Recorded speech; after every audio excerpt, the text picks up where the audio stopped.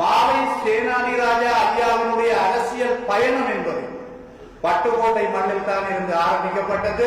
அதுக்கும் குறிப்பாக பன்னாகம், மூளாய் 2 கிராமங்களிலும் இருந்துதான் அவருடைய இந்த அரசியல் பயணம் ஆரம்பிக்கப்பட்டது.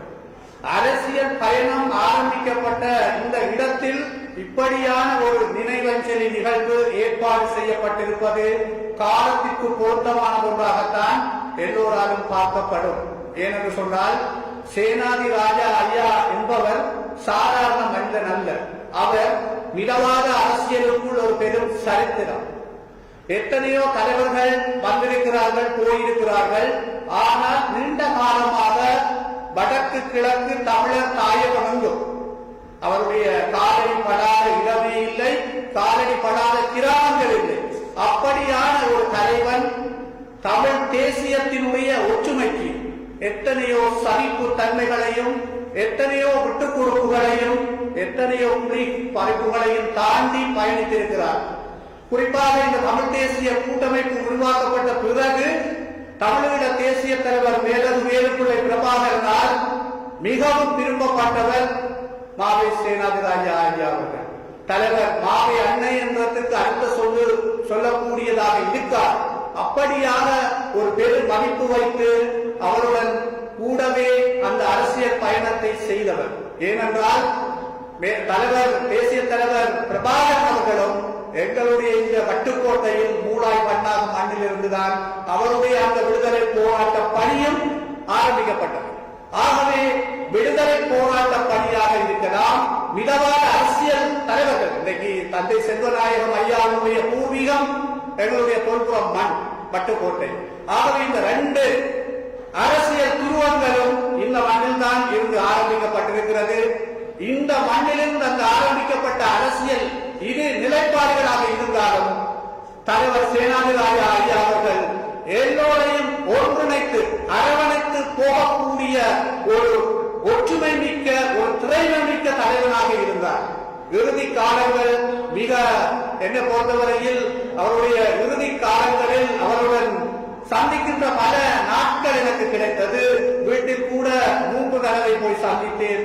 அவருடைய மன எண்ணத்தில் வந்த கதைகள், அவர் மன ரீதியாக நோகடிக்கப்பட்டுக் கொண்டிருக்கிறார் அல்லது நெருக்கடிக்குள் உள்ளாகி கொண்டிருக்கிறார் என்பதை எங்களால் உணரக்கூடியதாக இருந்தது. ஆகவே ஒரு பெருந்தலைவன், வேறுபாடு இல்லாமல் எல்லோரையும் அரவணைத்து போகக்கூடிய ஒருவர், தமிழ் மக்களினுடைய விடுதலைதான் என்று நேசித்த ஒரு தலைவர், அந்த அளவு நெருக்கடிகளுக்கு உள்ளாமை மிக ஒரு பரிதாபகரமாக இருந்தது. உண்மையிலேயே என்னை பொறுத்தவரையில் நாங்கள் எங்களுடைய இனத்தினுடைய உரிமைக்காக போராடக்கூடிய அத்தனை களங்களிலும் வலுவாக போராடி ஒரு வலுவான தளத்தை நாங்கள் உருவாக்கி வைத்திருக்கிறோம். இந்த தளத்தை நாங்கள் இப்பொழுது ஒற்றுமையாக பயன்படுத்தாவிட்டால் எங்களுக்கான அந்த போராட்ட அறுவடை, தியாகம், அவற்றுக்கான அறுவடையை நாங்கள் செய்ய முடியாது. இன்று நீங்கள் சர்வதேச செய்தி ஒன்றை பார்த்திருப்பீர்கள். பலஸ்தீனம் ஒரு தேசமாக அங்கீகரிக்கப்பட வேண்டும் என்று பிரான்ஸ் நாட்டினுடைய பிரதமர் வருகிற மாதம் ஐக்கிய நாடுகள் பொதுச்சபைக்குள் ஒரு தீர்மானம் ஒன்றை கொண்டு வர இருக்கிறார்கள். பலஸ்தீனத்திற்கும் தமிழீழத்திற்கும் ஒரு நெருக்கமான தொடர்பு இருக்கிறது. பலஸ்தீன தலைவர் யாசிர் அரபாத் அவர்களுக்கும் தலைவர் பிரபாகரன் அவர்களுக்கும் இடையிலே நெருக்கமான கடித தொடர்புகளும் உரையாடல்களும் அந்த காலத்தில் இருந்தது. எங்களுடைய விடுதலை போராட்டத்தினுடைய ஆண்டுகளும் பலஸ்தீனத்தினுடைய விடுதலை போராட்ட ஆண்டுகளும் சமனானவை. 75 ஆண்டுகள் நாங்களும் போராடுகிறோம், அவர்களும் போராடுகிறார்கள். இன்று பலஸ்தீனம் ஒரு தேசமாக அங்கீகரிக்கப்பட வேண்டும் என்று ஐக்கிய நாடுகள் பொதுச்சபையில் ஐரோப்பிய ஒன்றியத்தில் இருக்கிற மிக பிரதான நாடு ஒன்று இன்றைக்கு தீர்மானம் ஒன்றை கொண்டு வருகிறது என்றால் எங்களுக்கும் அந்த ஒரு நிலை ஏற்படுத்தப்பட வேண்டும். ஏற்படக்கூடிய சகல சூழ்நிலைகளும் அத்திவாரங்களும் எங்களிடம் இருக்கிறது. ஆனால் இங்கிருக்கிற நிலைமை ஒரு சில தளம்பல்கள், முரண்பாடுகள், எங்களுக்கு இருக்கும் சின்ன சின்ன அடிபாடுகள், எங்களுக்குள்ளேயே நாங்கள் எங்களுக்கும் சக நண்பனை பலவீனப்படுத்துவதற்கு வழியாக சோதனைகள், கதைகள், இவையெல்லாம் என்னை பொறுத்தவரையில் இப்பொழுது தேவையற்ற ஒன்று. இவை எல்லாவற்றையும் தவிர்த்து நாங்கள் இந்த மண்ணுக்காக உயிர் நீத்த நினைப்போமாக இருந்தால் இவை எல்லாம் கடந்து பயணிக்கக்கூடிய வாய்ப்பு எங்களுக்கு இருக்கும். இறுதி போர்க்களத்தில் கொல்லப்பட்ட லட்சக்கணக்கான மக்களை இன்று தோண்டப்பட்டுக் கொண்டிருக்கிற செம்மணி புதைகுழியில் வந்து கொண்டிருக்கிற எலும்பு கூறுகளை ஒவ்வொரு தமிழ் மகனும் சிந்திப்பானாக இருந்தால் எங்களுக்கு ஒற்றுமை என்பது தானாக வரும். அரசியல் ஒற்றுமையை நாங்கள் ஏற்படுத்த வேண்டும். வெறுமனே மேடையில் பேசக்கூடாது, வெறுமனே ஊடகங்களில் சொல்லக்கூடாது. அடி மனதிலும் ஆறு மனதிலும் இருந்து அதனை நாங்கள் உருவாக்க வேண்டும். உருவாக்காவிட்டால் எதிர்கால சந்ததியை அழித்து தேசிய பற்றி இனப்பற்றி மொழிப்பற்றி அற்ற ஒரு இனமாக மாற்ற வந்திருக்கிற அன்றகுமார தலைமையிலான அரசாங்கம் நிகழ்ச்சி நிரலை ஆரம்பித்திருக்கிறது.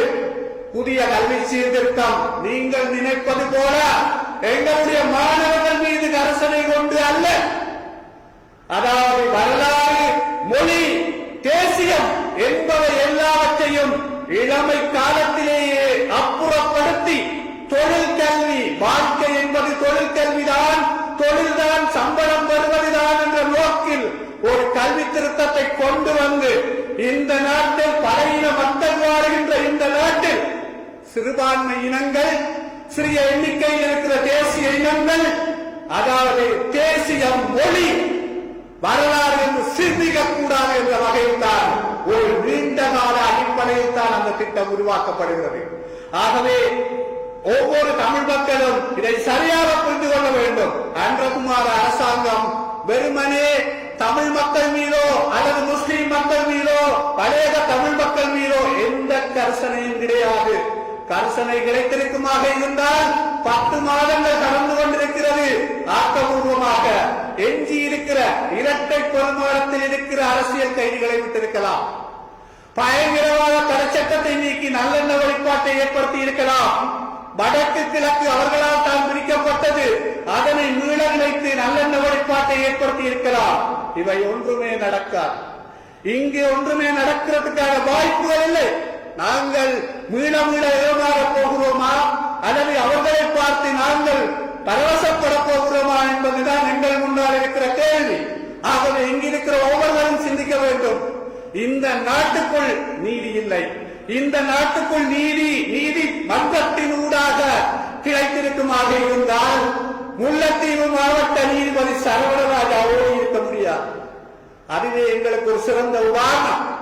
செம்மலை நீராவியடியில் நீதிமன்றம் கொடுத்த தீர்ப்புக்கு எதிராக பௌத்த சிங்கள பேரவாதம் செய்த அத்தனை அநியாயங்களையும் கண்டுதான் சரவண ராஜா நீதிபதி தப்பியோடினார். ஆகவே இந்த நாட்டுக்குள் நீதி இல்லை, யாரும் எதிர்பார்க்க முடியாது.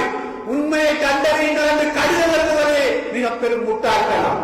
என்னை பொறுத்தவரையில் சர்வதேச நீதிதான் எங்களுக்கான ஒரு சுயாதீன விசாரணை பொறிமுறை மூலம்தான் நீதி எடுக்க வேண்டும். அந்த நீதிதான் சேனாதிராஜா போன்ற மிகப்பெரும் தலைவர்களுக்கு நாங்கள் செய்கிற அஞ்சல், நாங்கள் செய்கிற அஞ்சலி அதுதான். ஏனென்றால் இங்கு பலர் பேசினார்கள். உண்மையில் 2013ஆம் ஆண்டு முதலமைச்சராக வந்திருக்க வேண்டியவர் இவர்தான். அங்கு தமிழ் தேசிய கூட்டமைப்பில் இருந்த அத்தனை கட்சி தலைவர்களும் இறுதி நாள் வரை நீங்கள் தான் முதலமைச்சர் வேட்பாளர் என்று சொல்லிக் கொண்டிருக்கிற போது அவருக்கு ஏதோ ஒரு வகையில் அவர் அதுக்கு மேற்பட்டவருக்கு கட்டுப்பட்டவராகத்தான் அந்த இடத்திலிருந்து விடுபட்டு சென்றார். உண்மையிலே அவர் வந்திருந்தால் பல தமிழ் தேசிய பற்றுறுதியான அரசியல் மாற்றங்கள் வந்திருக்கும் என்றுதான் நான் நினைக்கிறேன். ஆகவே இப்படியான தலைவர்கள் எங்களை விட்டு போனது மிகப்பெரிய கவலையாக இருந்தாலும் அவர்கள் நினைத்த, அவர்கள் ஒற்றுமை என்று வலுப்படுத்தி நின்ற அந்த செயற்பாட்டை அவர் சார்ந்திருக்கிற கட்சி எதையும் செய்யாவிட்டால் அனுரகுமாரவால் எங்களுடைய தேசியம், மொழி, எங்களுடைய அத்தனை வரலாறுகளும் காலாதிகாலமாக சிதைந்து போகக்கூடிய வாய்ப்புகள் தான் இருக்கும். நீங்கள் நினைக்கலாம் கோட்டாபய ஓடியது போல் அன்றகுமார ஓடுவார் என்று. ஒரு காலம் நடக்காது. ஓடக்கூடிய தலைவர்கள் இல்லை, ஓடக்கூடியவர்கள் இல்லை. அவர்கள் கிடைத்திருக்கிற சந்தர்ப்பத்தை எத்தனை வெளிநாடுகளிலும் மறைமுகமாக காலில் விழுந்து ஒப்பந்தங்களில் கச்சாத்திட்டு தங்களுடைய உள்நாட்டு இலக்கை வெற்றி பெறுவதற்கு அவர்கள் தயாராகத்தான் இருப்பார்கள். ஆகவே நீங்கள் மனப்பால் முடிக்க கூடாது.